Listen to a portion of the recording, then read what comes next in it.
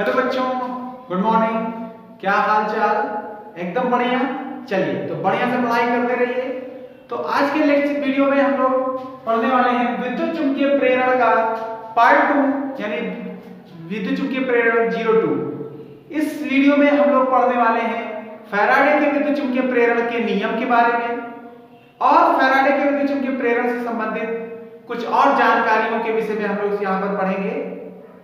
इससे पहले के वीडियो में आप लोग पढ़ चुके हैं लेंज के नियम को और चुंबकीय फ्लक्स के बारे में, और ये भी आपने पढ़ा है कि जब किसी कुंडली में चुंबकीय फ्लक्स के मान में बदलाव होता है तो वहां पर एक विद्युत वाहक बल जनरेट हो जाता है जिसे हम प्रेरित विद्युत वाहक बल कहते हैं। और उस प्रेरित विद्युत वाहक बल के कारण उसमें धारा प्रवाहित होने लगती है और उस धारा को हम प्रेरित धारा कहते हैं। तो शुरू करते हैं इस वीडियो को। चलिए तो सबसे पहले हम लोग जान लेते हैं फैराडे के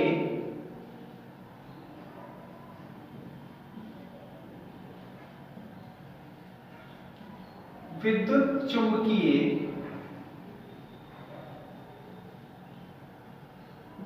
प्रेरण के नियम।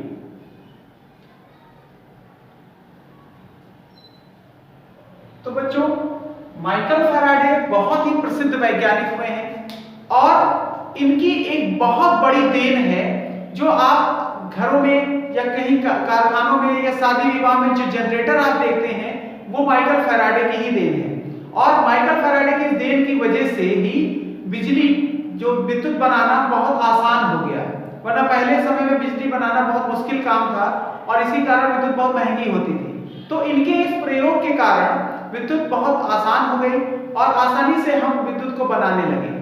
तो फैराडे ने विद्युत चुम्बकीय प्रेरण से संबंधित दो नियम दिए हैं जिनको हम फैराडे के विद्युत चुम्बकीय प्रेरण का प्रथम नियम और द्वितीय नियम के नाम से जानते हैं। तो सबसे पहले हम बात कर लेते हैं प्रथम नियम की। तो प्रथम नियम क्या है?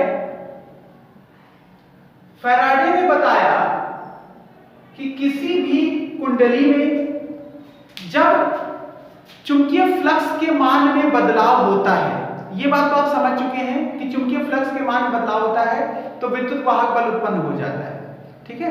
तो फैराडे ने बताया कि किसी कुंडली में जब चुंबकीय फ्लक्स के मान में बदलाव होता है तो उसमें उत्पन्न होने वाला विद्युत वाहक बल का जो परिमाण है, हम यहाँ दिशा की बात नहीं कर रहे, परिमाण की बात कर रहे हैं कि उनका जो परिमाण है विद्युत वाहक बल का, वो परिमाण चुंबकीय फ्लक्स में परिवर्तन के ऋणात्मक दर के बराबर होता है। यानी चुंबकीय फ्लक्स किस दर से यानी प्रति सेकंड किस तरह से बदल रहा है उसकी ऋणात्मक यानी निगेटिव जो है रेट के बराबर होता है। समझ में आई बात? यानी चुंबकीय फ्लक्स में जो बदलाव हो रहा है उसकी ऋणात्मक दर के बराबर ही विद्युत वाहक बल उत्पन्न होता है। अगर मान लेते हैं किसी कुंडली में चुंबकीय फ्लक्स में डेल्टा फाई बी का परिवर्तन हो रहा है, ठीक है, और इसमें डेल्टा टी का समय लग रहा है, तो उत्पन्न विद्युत वाहक बल, जो विद्युत वाहक बल यहां उत्पन्न होगा इसको हम ई से लिख रहे हैं minus delta phi B upon delta t, ठीक है। अच्छा, अब अगर समय बहुत छोटा है, बहुत छोटे समय के लिए ये बात अगर की जा रही है, यदि limit delta t tends to 0, अगर मतलब समय जो है बहुत छोटे में है तो E बराबर क्या हो जाएगा minus limit delta t tends to 0 delta phi B upon delta t. इसको हम लिख सकते हैं, जब बहुत छोटे समय अंतराल की बात की जाती है तो d phi B upon d t, ठीक है। यानी सॉरी माइनस में डी फाई बी मतलब बहुत छोटा जो फ्लक्स में परिवर्तन हो रहा है और उसमें जो समय लग रहा है उसका जो अनुपात है वही विद्युत वाहक बल के बराबर होता है। विद्युत वाहक बल, चूंकि इसका नाम आप पहले भी हम बता चुके हैं कि विद्युत वाहक बल, सिर्फ नाम इसका विद्युत वाहक बल है, ये क्या है सेल की वोल्टता होती है, यानी एक तरह से विभवांतर ही है। ठीक है, तो यहाँ पर E का मात्रा भी क्या होगा, वोल्ट होगा। तो पहला नियम समझ में आया कि फैराडे ने बताया कि यदि किसी कुंडली में ये चुंबकीय फ्लक्स के मान में बदलाव होता है तो उसमें उत्पन्न होने वाला विद्युत वाहक बल का जो परिमाण है वो चुंबकीय फ्लक्स परिवर्तन की ऋणात्मक दर के बराबर होता है। चुंबकीय फ्लक्स परिवर्तन की ऋणात्मक दर के बराबर होता है। ठीक है, और इस नियम को न्यूमैन ने भी बताया था यही बात, तो इसलिए इसे न्यूमैन का नियम भी कहते हैं। इस नियम को हम न्यूमैन का नियम भी कहते हैं। ठीक है, तो बच्चों अब हम लोग बात करेंगे फैराडे के द्वितीय नियम की। फैराडे का जो द्वितीय नियम है वो विद्युत वाहक बल या प्रेरित धारा, जो इसमें धारा उत्पन्न हो रही है, उसकी दिशा की बात करता है।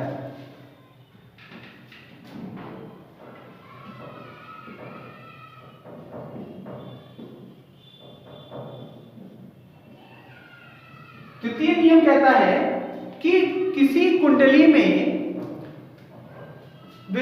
फ्लक्स परिवर्तन यानी चुंबकीय फ्लक्स के मान में जो बदलाव होता है, उस बदलाव के कारण जो उसमें विद्युत वाहक बल या प्रेरित धारा उत्पन्न होती है, उसकी दिशा सदैव ऐसी होती है कि वो उस कारण का विरोध करती है जिस कारण से वो उत्पन्न हुई है। तो इसको समझने की कोशिश करिए। यही बात आपने लेंज के नियम में भी पढ़ी है।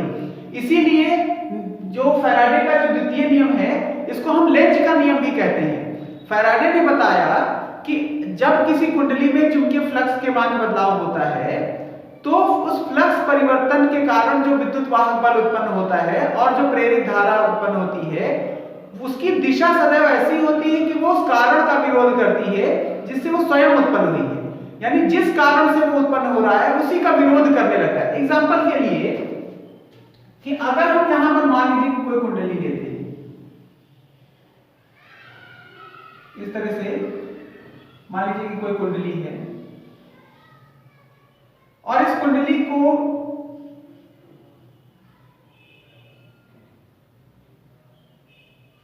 क्लोज्ड कर दिया गया है।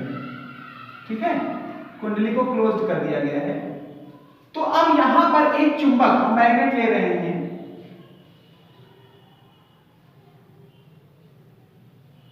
इस मैग्नेट को यहां पर मान लीजिए कि ये साउथ पोल या नॉर्थ पोल है, चलिए साउथ पोल ले लेते हैं।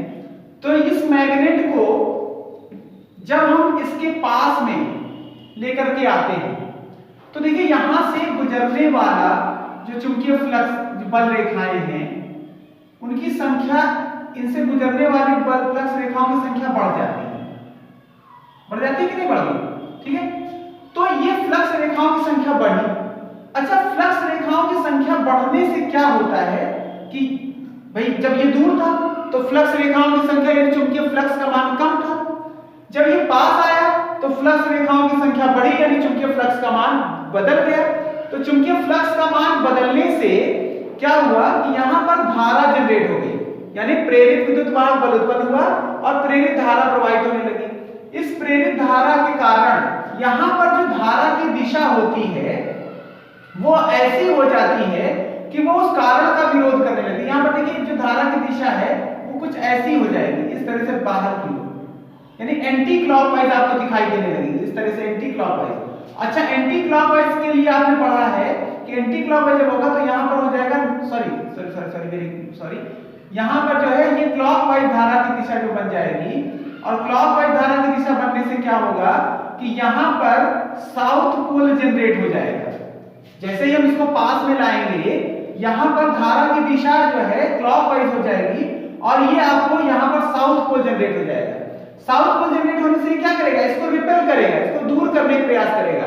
अब देखिए जो चुंबकीय फ्लक्स जो यहां पर प्रेरित धारा है वो उसी इस फ्लक्स के बढ़ने के कारण तो उत्पन्न हो रही है, लेकिन अब ये इसकी दिशा ऐसी हो गई कि ये इसको घटाने का प्रयास कर रही है, इसको घटा रहा है और घटाने का प्रयास कर रहा है। इसके कारण ये चुंबक दूर जाने लगेगा।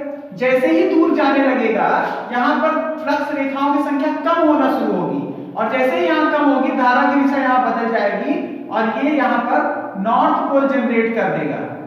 ठीक है, नॉर्थ पोल जनरेट करेगा और ये इसको अट्रैक्ट करने लगेगा, यानी फ्लक्स का मान जो घट रहा है उसको बढ़ाने का प्रयास करेगा।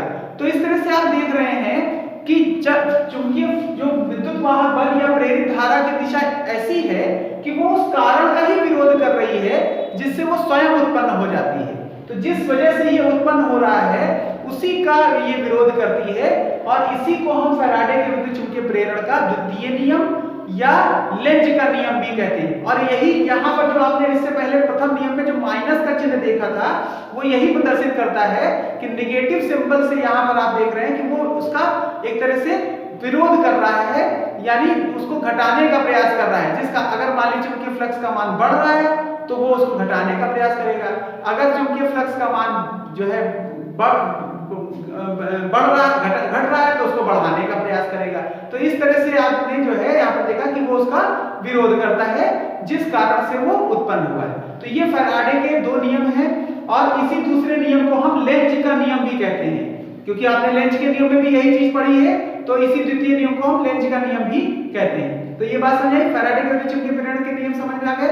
चलिए तो अब आगे, तो बच्चों अब हम लोग जानेंगे कि चुंबकीय फ्लक्स में परिवर्तन किन किन बातों पर निर्भर करता है। किसी भी कुंडली के चुंबकीय फ्लक्स में जो परिवर्तन होता है वो किन बातों पर निर्भर करता है। तो पहला है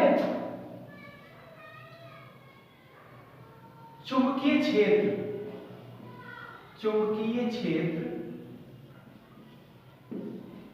पर, तो जो चुंबकीय फ्लक्स है वो सबसे पहली चीज कि चुंबकीय क्षेत्र पर निर्भर करता है। देखिए यहां पर अगर हम मान लेते हैं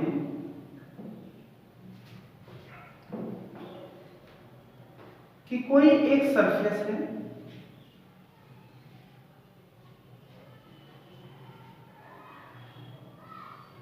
और इस सरफेस से कुछ बल रेखाएं गुजर रही हैं।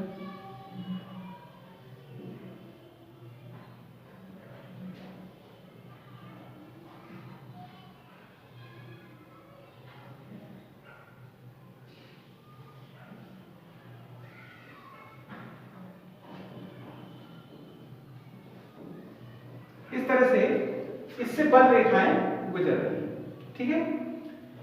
अच्छा, तो अब यहां पर अगर हम चुंबकीय क्षेत्र का मान बढ़ा दें, चुंबकीय क्षेत्र का मान यहां पर अगर हम बढ़ा दें तो क्या होगा, चुंबकीय क्षेत्र का मान जहां चुंबकीय क्षेत्र जब ज्यादा होता है तो बल रेखाएं पास पास होती हैं। तो क्या होगा कि यहां पर बल रेखाएं बहुत पास पास हो जाएंगी इस तरह से।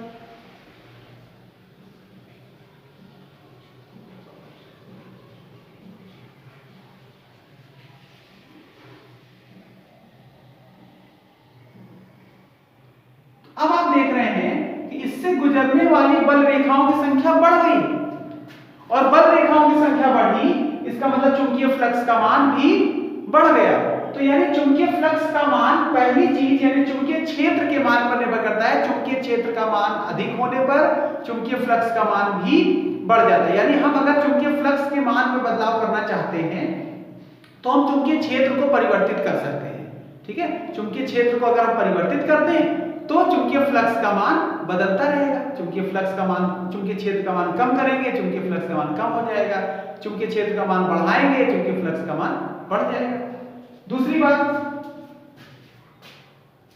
अगर मान लीजिए इसी के विपरीत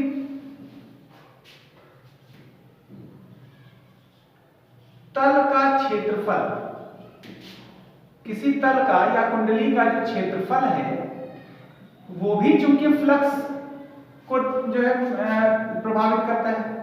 मान लीजिए कि यहां पर कोई तल है, हमने ले लिया है,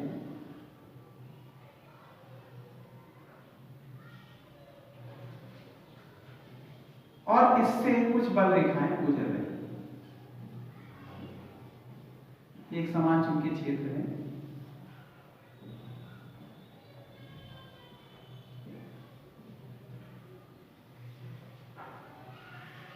ठीक है। अब हमने क्या किया कि एक दूसरा तल ले लिया,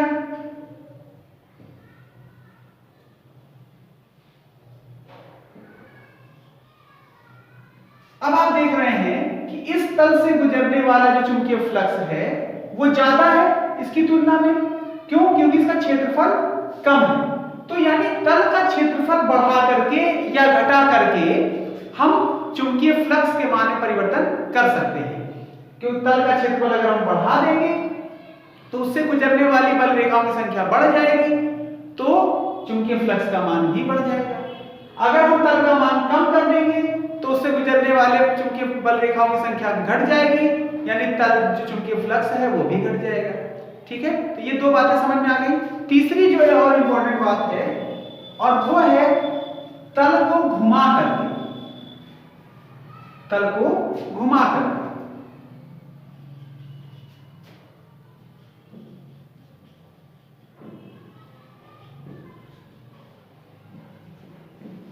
देखिए आपने पढ़ा है कि phi B is equal to B into A cos theta,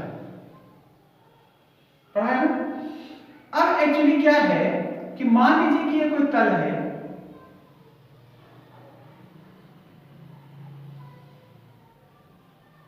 ठीक है, और कुछ बल चुंबकीय क्षेत्र में रखा हुआ है, ठीक। तो अब इस तल को अगर आप मान लीजिए सरफेस है, इस तरह से आप इसे घुमाएंगे तो ऐसे समझो कि जैसे मान लीजिए इस तरह से तल है, इस तरह से है, तो आपको जब ये तल ऐसे रखा है तो आपको सिर्फ एक छोटा सा पतला इसका जो है भाग दिखेगा, ऐसे स्ट्रेट दिख रहा है, ठीक। अच्छा, ये किसी चुंबकीय क्षेत्र में रखा है इसलिए इससे बल रेखाएं गुजर रही हैं।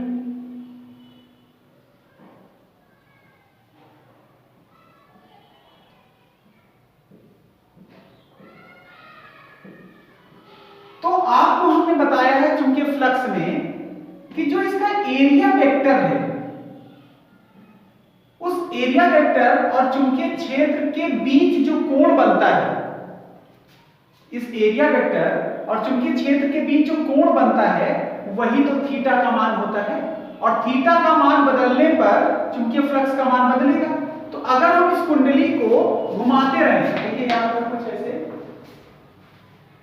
मान लीजिए कि ये कुंडली है और ये इसका एरिया वेक्टर कुछ इस तरह से है, ठीक है, इस डायरेक्शन में। तो अब अगर आप इसको कुंडली को घुमाएंगे, ऐसे ऐसे घुमाइए या ऐसे घुमाइए, तो देखिए चुंबकीय क्षेत्र से इसका एंगल बदल रहा है। चुंबकीय क्षेत्र ऐसे बल रेखाएं हैं, तो इस चुंबकीय बल रेखाओं से इसका एंगल जो है वो लगातार बदल रहा है, यानी थीटा की वैल्यू क्या हो रही है, परिवर्तित हो रही है, और उस थीटा के मान में परिवर्तन होने से फ्लक्स का मान भी क्या हो जाएगा, परिवर्तित होता रहेगा। क्लियर है बात, समझ में आ रही है ना, ठीक है। तो यहाँ पर देखिए इस तरह से है, इस समय चुंबकीय बल रेखाएं बहुत ज्यादा गुजर रही, फ्लक्स ज्यादा है, ऐसा हमने घुमा दिया।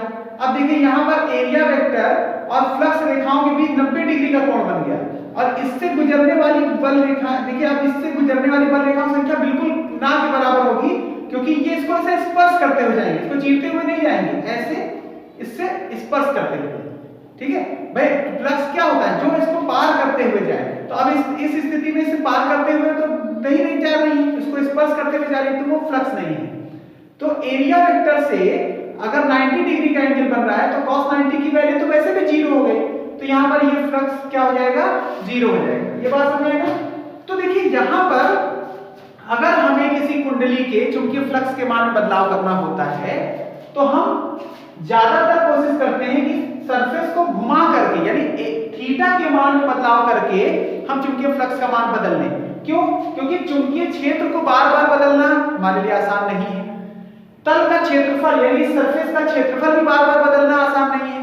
आसान क्या है, इसको घुमा करके थीटा के मान में बदलाव करना। तो थीटा के मान में बदलाव करके हम चुंबकीय फ्लक्स का मान बदल सकते हैं। थीटा का मान बदलता रहेगा तो चुंबकीय फ्लक्स का मान बदलता रहेगा, और इससे विद्युत वाहक बल उत्पन्न होगा और प्रेरित धारा उत्पन्न हो जाएगी।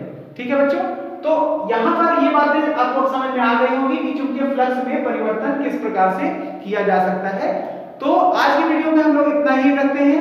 थोड़ी थोड़ी चीजों को हम लोग पढ़ते चलेंगे ताकि आप लोग आसानी से सारी चीजों को समझ जाएं। तो इस तरह से आज की वीडियो में इतना हम लोग कंप्लीट करते हैं। आगे की वीडियो में हम लोग और सारी नई जानकारियां लेकर के आएंगे। तब तक के लिए गुड बाय।